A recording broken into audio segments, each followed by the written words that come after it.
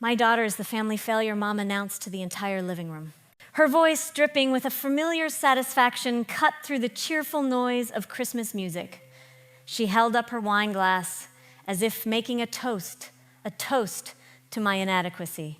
I stood frozen in the doorway of my parents' house, my hands clutching the homemade apple cranberry pie I had brought. The warmth from the tin felt like the only real thing in the room. Everyone turned to stare at me. Aunts, uncles, cousins, I barely recognized their faces, a mixture of pity and secondhand embarrassment. I could feel their eyes on me, a collective weight of judgment that I'd grown used to carrying. I forced my lips into something that was supposed to be a smile, but I'm sure it looked more like a grimace. For as long as I can remember, my mother has made it her personal mission to remind me and anyone within earshot that I am a disappointment. Single at 35, no children. Working at a bakery instead of having a real career. The list of my failures, according to her, could fill volumes. But this Christmas was supposed to be different. I had promised myself it would be the last time I would let her humiliate me in front of the family. I had a secret, something that would change everything. As I stood there watching her smirk at me over the rim of her glass, I realized she had no idea what was coming. And for the first time in a very long time, that thought gave me a sliver of strength. I took a deep breath, the scent of pine needles and roasting turkey filling my lungs, and walked into the room. I set the pie down on the entryway table. My hands were shaking, but not from fear. Not anymore. It was something else. The quiet hum of a decision finally made. The dinner was a masterclass in my mother's particular brand of psychological warfare. We sat around the perfectly set dining table, the one with the good china that only came out for holidays and special occasions that usually served as a stage for my ritual humiliation. Mom placed me at the far end of the table next to a cousin whose name I could never remember, and across from my sister Diane and her husband Gregory, Diane, the golden child. She smiled at me, a tight, apologetic little smile that said, "Just get through this." "Diane, sweetheart, tell everyone about Gregory's promotion at the dental practice," Mom said, her voice bright and loud. "A partnership. Can you believe it? We are so proud." Everyone murmured their congratulations. Gregory puffed out his chest. Mom turned her gaze to me, her eyes sweeping over me with disdain. "See, Charlene, that's a real career. Stability, respect." I just nodded, pushing a piece of dry turkey around my plate. Arguing was pointless. It was like trying to reason with a hurricane. You just had to board up the windows and wait for it to pass. Then came the pie, my pie. After everyone had finished their main course, Mom brought it out and cut into it with a flourish. She took a small theatrical bite. "Well," she said, setting her fork down, "this is nice, Charlene. A bit rustic." Rustic, the word she used for anything she considered beneath her. My pie, which had won a blue ribbon at the state fair 2 years ago, a pie that customers drove 30 miles to buy, was rustic. It was her way of dismissing my entire life's work in a single word. My phone buzzed in my lap. I glanced down to see a text from Diane. "Just ignore her. She's just in a mood." I stared at the message. Diane's usual peacekeeping tactic, which was really just another way of telling me to keep taking the hits so she didn't have to. It was easier to calm the victim than to confront the bully. For a moment, sitting at that loud, crowded table, I felt more alone than I ever had in my life. I made my excuses as soon as it was socially acceptable. I claimed I had an early morning at the bakery, which was always true. As I went to the kitchen to retrieve my pie dish, I heard my mother's voice coming from the pantry. She was on the phone. I know, Patricia, it was just mortifying. She was saying her voice, a low conspiratorial whisper. Aunt Patricia had just left, not 10 minutes ago.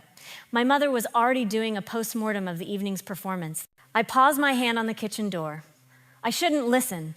I should just get my things and leave. But I couldn't move.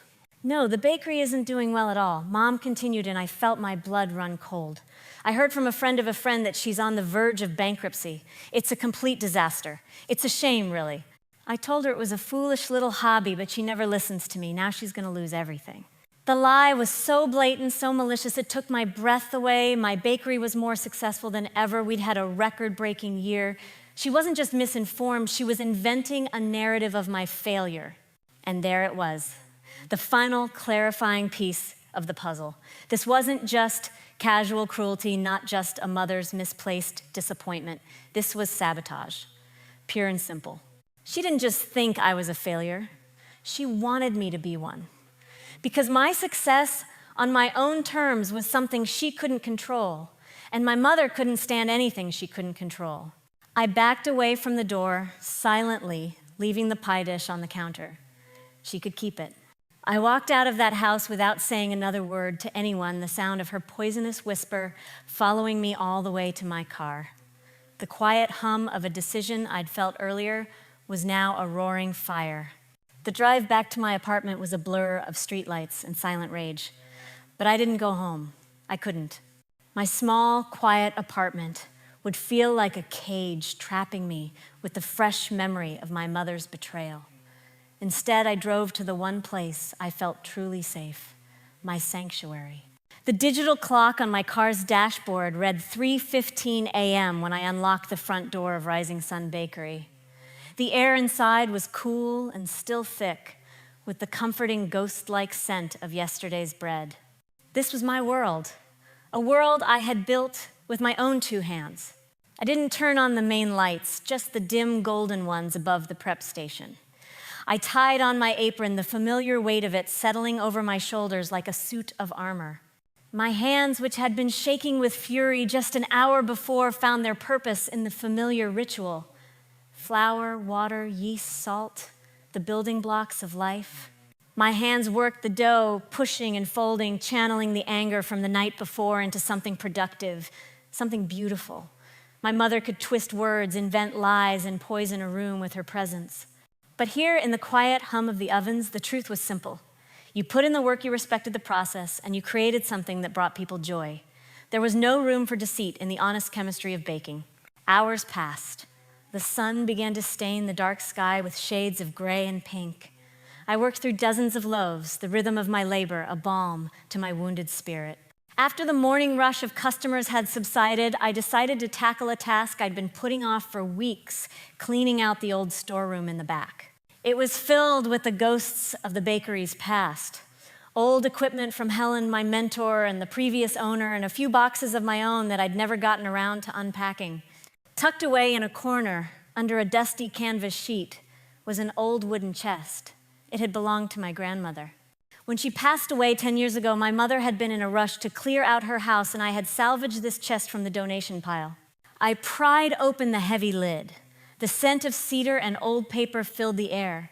Inside were old photographs, a wedding dress yellowed with age, and nestled right on top a thick leather-bound journal. I lifted it out carefully. My grandmother's name was embossed in faded gold on the cover. I sat down on the dusty floor and opened it. The pages were filled with her elegant looping script, recipes for everything from simple cookies to elaborate wedding cakes. I smiled, tracing her words with my finger. I remembered standing on a stool in her kitchen, my hands covered in flour, as she taught me the basics.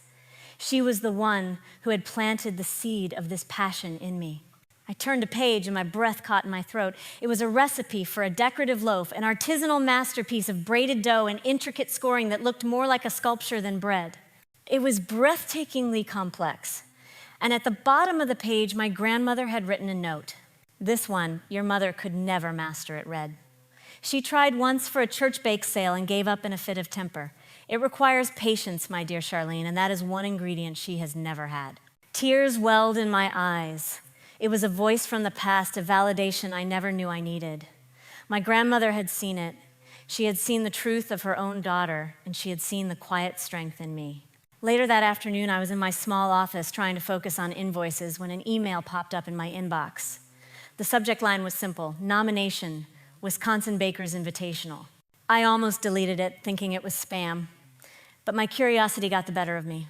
I opened it. My eyes scanned the text, my heart beginning to beat faster. It wasn't a mistake. Rising Sun Bakery and I, personally, had been nominated by the State Culinary Guild.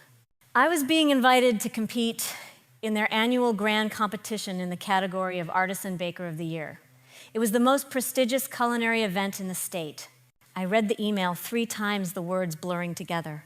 It was an honor I had only ever dreamed of.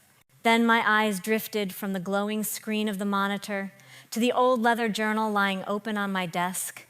I looked at the complex recipe, at my grandmother's knowing words, and then back at the invitation. The roaring fire inside me from the night before had found its focus. It was no longer just a blaze of helpless anger. It was a forge, and I knew exactly what I was going to build. There was no hesitation. My finger hovered over the screen for a single heartbeat before I clicked accept. A wave of calm washed over me. The old Charlene would have been crippled by self-doubt, terrified of the public stage, of the possibility of failure. The old Charlene would have heard her mother's voice in her head whispering that she wasn't good enough. But the woman who stared back at me from the faint reflection on the dark screen was someone new, someone who was done listening to that voice. That night, after my staff had gone home and the bakery was once again my silent kingdom, I began my work. The recipe was a beast. It wasn't just a loaf of bread, it was a feat of engineering. It involved a 3-day fermentation process for the starter, a delicate technique of laminating the dough with spiced butter that I had never attempted before, and a final intricate braid of 6 individual strands that had to be woven while the dough was at a precise temperature. For the next 2 weeks, I lived a double life. By day, I was the cheerful owner of Rising Sun Bakery, serving my regulars and managing my business. But by night, I became a student again, poring over my grandmother's journal. I practiced the 6-strand braid with pieces of string until I could do it in my sleep. I failed 4 times on the lamination, the butter breaking through the delicate layers of dough, turning my efforts into a greasy mess. But on the 5th try, it worked. The dough was smooth and perfect, a testament to the patience my grandmother had written about. I was getting close. I could feel it. The bread was one part of the plan. The other was far more delicate. I picked up my phone, took a deep breath, and dialed Diane. I had to force the tremor into my voice, had to summon the ghost of the insecure girl I used to be. She picked up on the 2nd ring. "Charlene, is everything okay?" I don't know, I stammered, letting a wave of calculated panic color my words. The competition. "I think I made a mistake." "What? What are you talking about?" "I'm in over my head, Diane," I said, letting out a shaky breath. "I'm trying this impossible recipe. It's from Grandma's journal. It's so complicated. I keep messing it up. Maybe Mom was right all along. Maybe I'm just not cut out for this." There was a pause on the other end of the line. I could practically hear the gears turning in her head, the familiar urge to smooth things over, to manage our mother's potential disappointment. "Oh, Charlene, don't say that," she said, her voice full of earnest sympathy. "You're the most talented baker I know. Don't give up." "I don't know what to do," I whispered, letting my voice crack. "I'm going to make a fool of myself in front of everyone." "No, you won't," she insisted. "Listen, I'll talk to Mom. I know she's hard on you, but she doesn't want to see you fail. Maybe she can give you some encouragement." I had to bite my lip to keep from smiling. "You think so?" I asked, my voice small and hopeful. "I'm sure of it," she said, full of the confidence of someone who had never been on the wrong side of our mother's approval. "Leave it to me." I hung up the phone, a bitter taste in my mouth. It was disgusting playing the part of the fragile little girl they always wanted me to be, but it was necessary. A good architect uses the materials at hand, and my family's predictable dysfunction was the perfect foundation for my design. 3 days passed. I didn't hear anything. I spent the time perfecting the final bake, the decorative scoring on the crust, the light dusting of flour that made the pattern pop. Then on a Thursday afternoon, my phone rang. It was Diane. "Great news," she chirped, and I could hear the genuine excitement in her voice. She thought she had fixed something. "I talked to Mom, and she is so proud of you for trying something so ambitious. She said she's cleared her whole schedule for the day of the competition. She's going to come to support you." I feigned a gasp of relief. "Oh, really? That's so nice of her." I told you Diane said pleased with herself. She was a little worried, though. She said she wanted to be there in case you got overwhelmed, to help you not be too embarrassed if things go wrong. The trap had been set, the bait had been taken. "Wow," I said, my voice dripping with false gratitude. "Please tell her that means the world to me." I hung up the phone, my heart beating a steady, cold rhythm. The guest of honor had just confirmed her attendance, and I was going to make sure she got the reception she so richly deserved. The week leading up to the competition was a blur of frantic energy. I was running on 4 hours of sleep a night, fueled by coffee and a cold, burning sense of purpose. The final version of my grandmother's bread was magnificent. It rose higher than I expected, the crust a perfect deep mahogany, and the intricate six-strand braid held its shape beautifully. It was the best work I had ever done. On Tuesday, 3 days before the event, the official press kit and schedule arrived in my email. I opened the attachments, expecting a simple itinerary. What I found made my blood pressure spike. My plan had been to humiliate my mother in front of a few dozen people from the state's culinary world. An insular community, but a knowledgeable one. But this was bigger. The press release listed the confirmed media attendees. The Milwaukee Journal Sentinel's food critic would be there, 3 of the state's most popular food bloggers. And filming a segment for the weekend news, a camera crew from Channel 8. A part of me, the old frightened Charlene, screamed to back out, to call in sick, to feign an emergency and run. The risk of public failure was no longer just a fear. It was a televised possibility. But the architect inside me, the woman who had been forged in the fire of that Christmas dinner, saw an opportunity. The stage wasn't just bigger, it was perfect. Random chance might put a camera on my mother at the right moment, but an architect doesn't leave things to chance. An architect draws the blueprint. I remembered a young reporter, Jessica, who had written a small but wonderfully kind article about Rising Sun when I first expanded the shop 2 years ago. She was hungry, ambitious, she loved a good story. My heart was pounding, but not from fear. It was excitement. I found her contact information and dialed the number before I could talk myself out of it. Jessica, hi, it's Charlene from Rising Sun Bakery, I said, my voice steady and professional. Charlene, of course. How are you? I think about your morning buns at least once a week, she said warmly. I laughed. I'm glad to hear it. Listen, I know you're covering the Baker's Invitational on Saturday, and I wanted to give you a heads up on a potentially great human interest angle for your segment. Oh yeah, I'm all ears, she said, her interest piqued. This was it, the point of no return. Well, the piece I'm submitting is more than just a recipe. I began carefully choosing my words. It's a story about 3 generations of women in my family, my grandmother who created the recipe, my mother who passed it down to me, and me trying to bring it back to life on this stage. It's about heritage and the bond between mothers and daughters. The lie felt slick and ugly in my mouth, but my voice never wavered. Jessica was hooked. I knew she would be.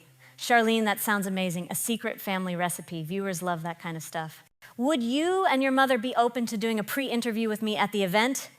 Before the judging, I closed my eyes. Of course, I said the words tasting like victory. My mother would be thrilled. She's my biggest inspiration. We confirmed a time. I hung up the phone and stared at the wall, my pulse thrumming in my ears. The dice were rolled, there was no going back now. My quiet little act of personal revenge had just been upgraded to a live television special, complete with a heartwarming, fabricated backstory. And as I sat there in the silence of my office, I found that I wasn't scared at all. I was ready, let her come. I had built the stage just for her. The day of the competition arrived with the kind of bright, cold clarity that feels like a promise. The event hall was a cavern of nervous energy. The air was thick with the competing aromas of caramelizing, sugar yeasty bread and the sharp scent of ambition. Bakers dressed in their crisp white jackets were a flurry of last-minute preparations, spritzing their creations with sugar water and adjusting displays with trembling hands. But while everyone else was frantic, I felt a strange sense of peace. My work was done. I had arrived early, setting up my station with a quiet focus. My grandmother's bread sat on a simple wooden board, the star of its own small stage. It was without a doubt the best thing I had ever created. The deep brown crust glistened under the lights, and the six-strand braid was a marvel of symmetry and grace. All I had to do now was wait for the guest of honor. She did not disappoint. My mother, Margaret, made her entrance just as the judges began their initial walkthrough. She was dressed in a Chanel-style tweed suit that was a size too small and a shade too bright for the occasion.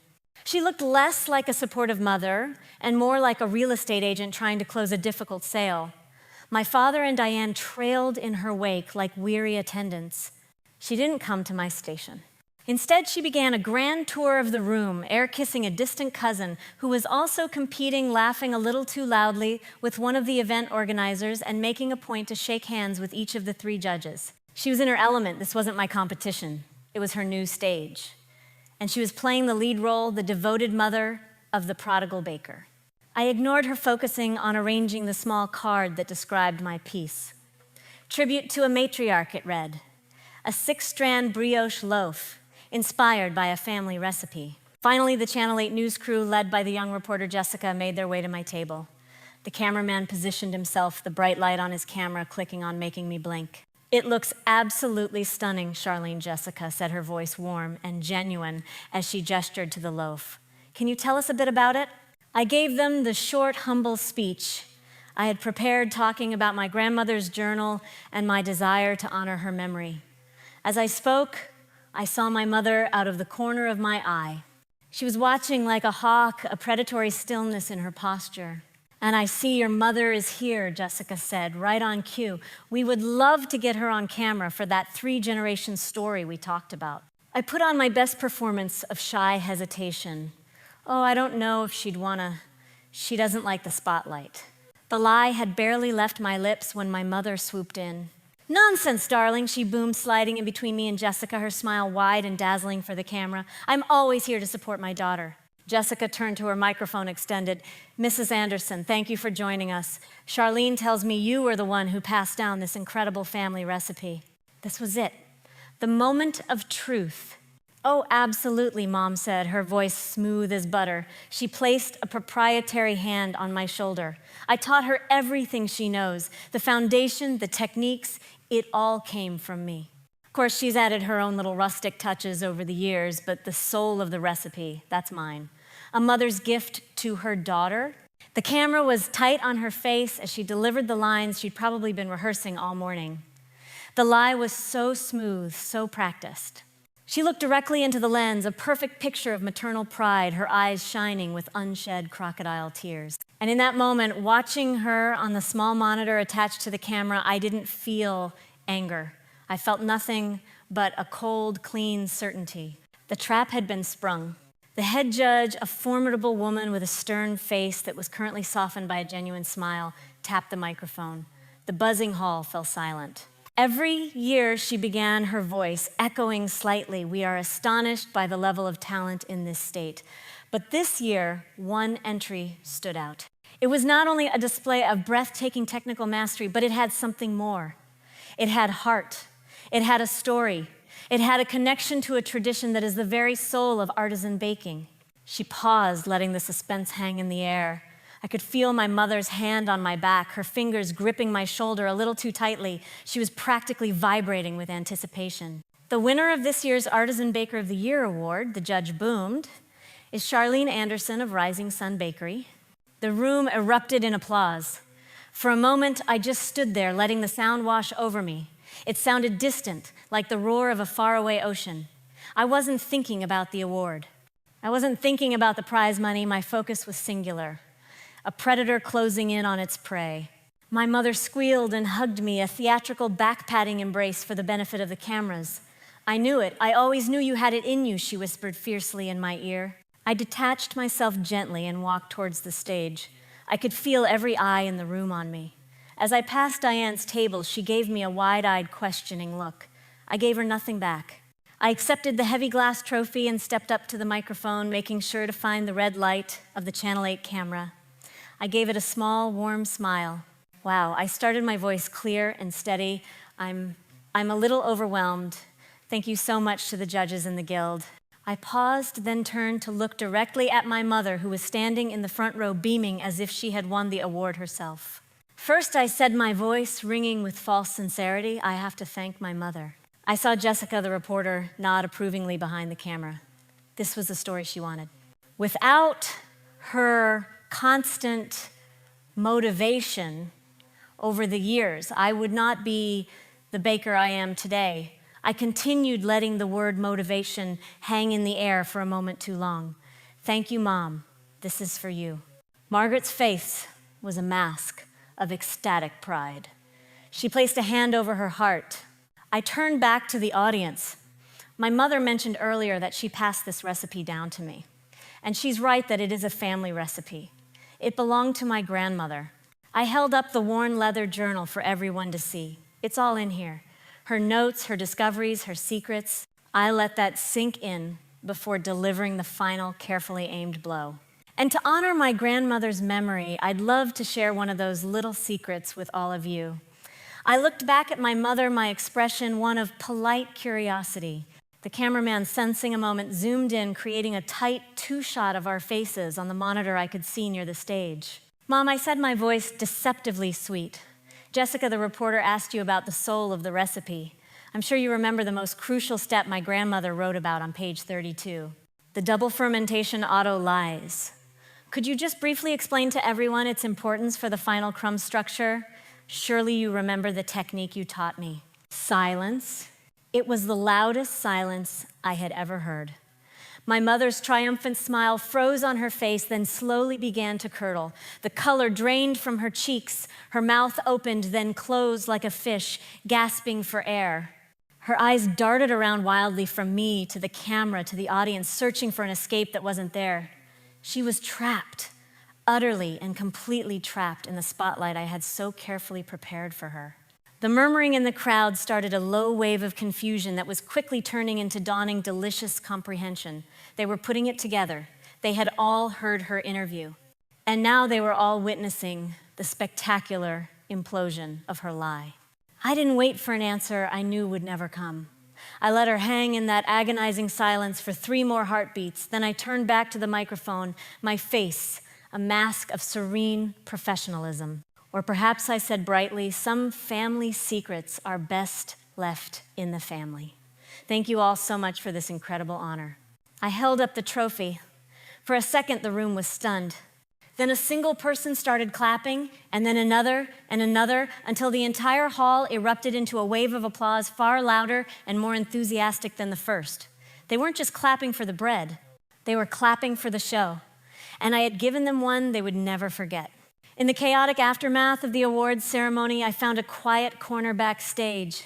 The heavy trophy felt cool and solid in my hands. The applause had faded, replaced by the excited chatter of the crowd. People I didn't know kept coming up to congratulate me, their eyes shining with a mixture of admiration for my work and the thrill of having witnessed such a spectacular piece of drama. I saw them leave through a side exit. My father, his face grim and unreadable, steering my mother by the elbow. She was a ghost, pale and silent, her Chanel-style suit looking like a cheap costume. She didn't look back. Diane found me a few minutes later. Her face was a canvas of conflicting emotions, shock, awe, and a sliver of fear. She didn't congratulate me. She just stared at the trophy and then at me, Charlene. She whispered, her voice barely audible over the noise. What have you done? I looked her straight in the eye, my voice even and calm. I told the truth, Diane. For the first time, that's all. She just shook her head slowly and walked away. A week later, I was in my apartment. It was Sunday evening. A glass of wine sat on the coffee table, and the local news was on the television. I had spent the week in a strange state of limbo, half expecting an angry phone call, a barrage of hateful texts, but there had been nothing, only silence. Jessica's segment came on just after the weather report. She was a good reporter. She started by praising the competition, highlighting the incredible talent. Then she introduced me. The screen filled with beautiful, professionally shot footage of my bread, making it look like a museum piece. My interview came next, where I spoke of my grandmother and my passion. Then they cut to the clip of my mother. She looked so confident, so poised, as she spun her web of lies for the camera. The soul of the recipe, that's mine, her voice rang out, dripping with false modesty. The segment cut immediately from her confident lie to the awards ceremony. To me on stage, holding the journal. They showed the whole thing. My polite words, my mother's beaming face, and then the question. They let the camera linger on her for an excruciatingly long time as she froze the silence, stretching out, broken only by the faint clicking of cameras. Jessica's voiceover was a masterpiece of professional neutrality. A touching story of family heritage, she said, her voice smooth, and even though one that left some in the audience with more questions than answers. Back to you, Jim. It was perfect. She hadn't editorialized. She hadn't taken a side. She had simply shown the truth. The moment the segment ended, my phone rang. It was Diane. "Did you see it?" she asked. Her voice was flat exhausted. "I saw it," I said. She let out a long sigh. "The phone has been ringing all day," Aunt Patricia called. "So did the ladies from Mom's Bridge Club, her charity committee. They all saw it, Charlene, every last one of them." I took a sip of my wine. And nobody is buying her story that the camera lights made her forget, Diane said. "She's been trying to spin it, but the footage doesn't lie. You can see it on her face. She was caught." There was a pause. "She's canceled her club meetings for the rest of the month. She won't leave the house. Dad is sleeping in the guest room. I think for the first time in his life, he's actually seeing her." My mother had built her entire world on a foundation of public perception and social standing. I had not destroyed her. I had simply held up a mirror, and the whole world had seen the monster she truly was.